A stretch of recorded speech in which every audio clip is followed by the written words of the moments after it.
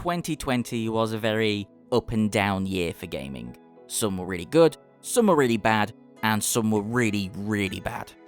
But hopefully, moving forward, 2021 is going to have some amazing games that we can all get hyped for. And here is 8 of them. Back 4 Blood. Surprisingly, it's not Turtle Rock's previous work on the Left 4 Dead games that's got me excited about Back 4 Blood. You see, recently, I really got into playing Focus Interactive's World War Z game, which is basically just a Left 4 Dead game with a bit more variety. And now I've played that game to death, I've really got a craving for something similar. And what better way to satisfy that craving than Back 4 Blood?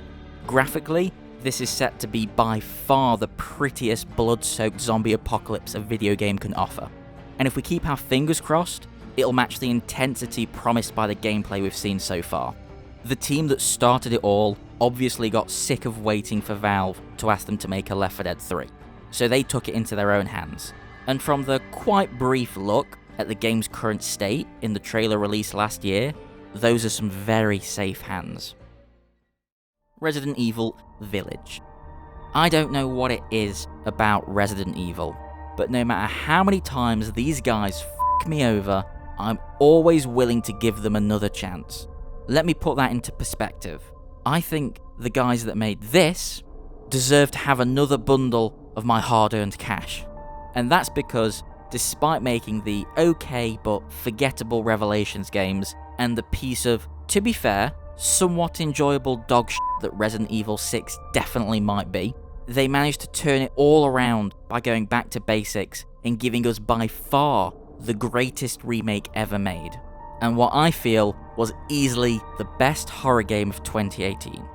Fortunately, Resident Evil Village looks to continue that trend, while also slapping on fresh new locations and monster designs. I know a lot of people are somewhat miffed at the werewolves and vampires, since they're not really an established presence in the world, but let's be honest, Resident Evil has never had the competence to establish a coherent Resident Evil world.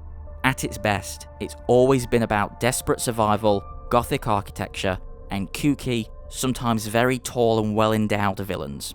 So as long as that's what we get, and it looks like that's what we're getting, I'm incredibly excited for what Resident Evil Village has to offer.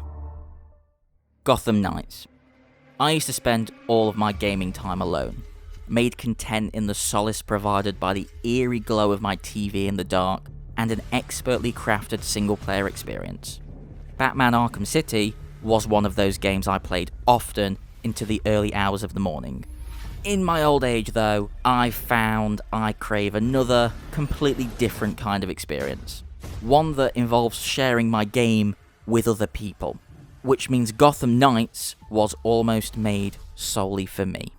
I love Batman, and I'd happily take another foray into a solo Arkham Bat adventure if one was made.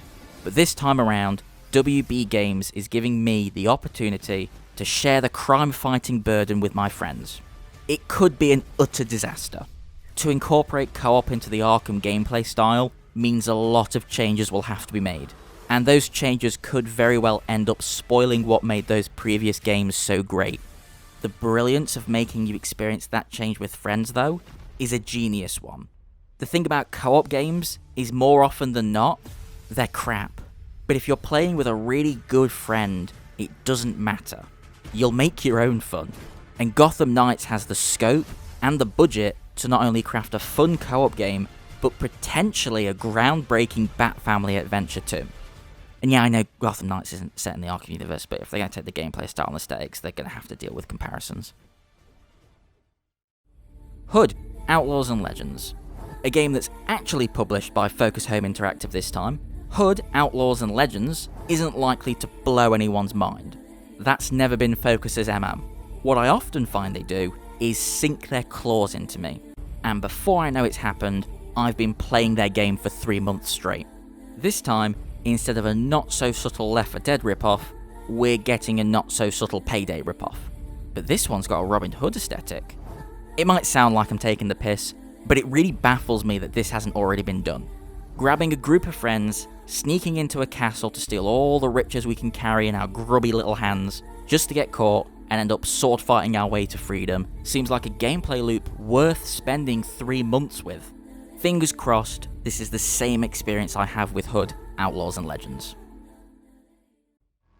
Ghostwire, Tokiyam. Tango Works' newest outing since The Evil Within 2, and Shinji Mikami's first foray into action-adventure games. Honestly, how can you not be excited for a game involving this man? As far as I'm concerned, the guy behind the first, and the best Resident Evil games, has built up more than enough goodwill over his career. And now he's trying his hand at an action game based around fighting demons with karate magic? What is not to get hyped about? The quote that really got me drawn into this was, "We want the player to feel like a badass spellcasting high-tech ninja exorcist defeating countless evil spirits." Again, how can you not be excited for Ghostwire? Despite not being a survival horror, similar to Tango's previous Evil Within games, which are also fantastic pieces of work, I think we can still expect a lot of high-concept surrealist elements. Although, so far all we really know for sure is that it's aiming for an October release date on the PS5. That said, Microsoft did buy out Bethesda, so there's a pretty good chance it'll definitely eventually release on the Series X. I don't care which console I have to buy to play this, just give it to me already. Stalker 2. I played one of the older Stalker games on my laptop like 6 years ago. It didn't really run very well, but soon I'll have the opportunity to give the series another go when Stalker 2 drops on consoles sometime this year. And if the game runs like shit this time, it'll be the game's fault, not my laptop's. To non-diehard fans of the franchise, Stalker has always low-key been in Fallout's shadow. But not only is comparing Stalker to Fallout an unfair comparison, it may cease to be the case after Stalker 2 releases. The series' biggest hurdle has always been budgetary.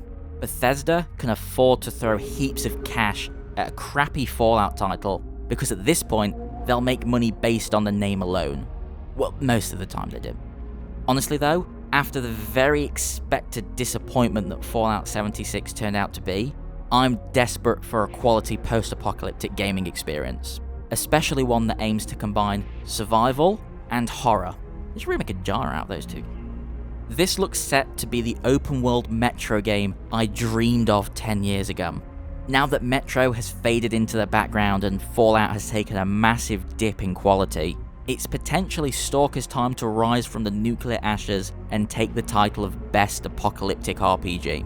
As long as the world building is solid and the story suitably dire, there's not much standing in Stalker 2's way, and with a decent budget this time around and a release straight onto the Game Pass, fingers crossed for not only a new classic, but a new genre leader as well. Bloodlines 2. Anyone that's played the original Bloodlines knows why it is on this list. I didn't play it. Unfortunately, it's just one of those games that's aged so much that it's a struggle to go back to. Kinda like Oblivion. Stop right there, criminal scum! Fortunately for me though, Bloodlines 2 looks like it'll be the perfect opportunity for people that missed the original to experience the same masterpiece with a fresh modern paint job. Hardsuit Labs and Paradox seemingly want to give us a similar experience to Cyberpunk, except with fancy vampires instead of sci-fi androids. Also, hopefully better too.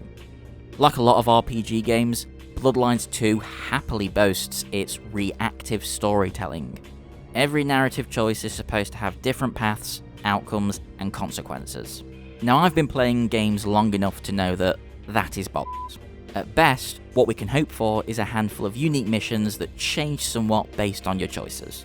But that's not why I'm hyped for Bloodlines 2. I'm hoping for an immersive story, branching or not, I don't care.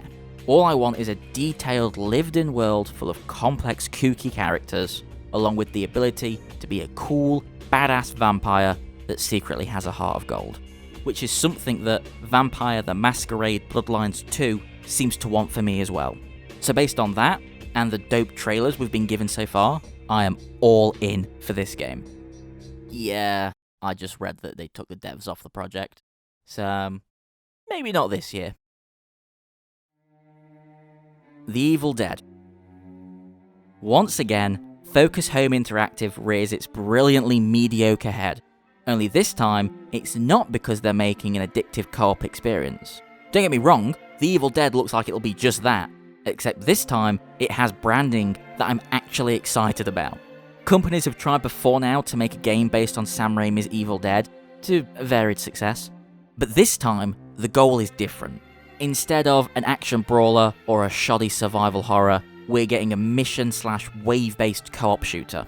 Think Killing Floor or COD Zombies with an Evil Dead twist. We've not seen a whole lot of the game so far, but if it's got Bruce Campbell's seal of approval, it's got mine. I honestly don't think this will be the game of the year, but it's got the highest chance of being the game I play the most this year. Okay, let's just quickly go through a few games that people will notice aren't in this list. 3, 2, 1. Mass Effect. We know they're quality games, but we've played them before, so I'm not exactly hyped. Dying Light 2. Techland keeps suggesting that Dying Light 2 will be out this year, but considering they did the same thing last year, I'm not holding out hope for a release anytime soon. Halo 5. Honestly, I'm not a big fan of Halo, it's nothing personal, I'm sure it'll be fun enough. Returnal and Deathloop. Both sound good on paper, and I'm intrigued to see where they go, but outside of the Groundhog Day mixing with other genres, there's not really enough info out there for me to get excited about yet. Far Cry 6. I haven't cared about a Ubisoft game in quite some time now, and I am not about to break that streak for a Far Cry game. Resident Evil Reverse. Look, Capcom, just stop throwing together multiplayer modes and make Resident Evil 8, or just make an Outbreak remake. That'd actually be dope. Stray. A tiny cat solving puzzles and exploring a dystopian cyberpunk future should be more than enough to convince anyone that Stray is Game of the Year material. But that's not all Stray has going for it. This isn't the first, but it'll likely be the most ambitious release coming from publisher Annapurna Interactive. And if you've not heard of them before, I highly suggest you pull your finger out and play Outer Wilds or Sayonara Wild Hearts. And if those masterpieces aren't good enough for you, you can try any one of their back catalogue. There's not a bad game in there. And that's because Annapurna are no strangers to attaching their names to projects that try to transcend the boundaries between simple stupid person video games and pure intellectual art. Guys, the cat has a backpack. Regardless of their amazing track record for producing outstanding games, you get to play as a little cat solving and resolving all sorts of criminal activity. It's the cyberpunk game we didn't know we wanted. And I think we all know that's worth the price of admission alone. Also, Open Roads looks like it could be pretty cool. Did you know Annapurna is a film production company as well? They made like Phantom Thread, Detroit, Zero Dark 30, Sausage Party. Go get you an independent American media company that can do both. I'm sure there are loads of games I missed out in this video, but I'm only one man, and I'm only capable of knowing so much. So if you noticed any games coming out in 2021 that didn't get any attention here, put them in the comments. Hopefully, I'll have not heard of them, I'll check them out, and then I'll be hyped too. Failing that, just keep your damn opinions to yourself. Cheers.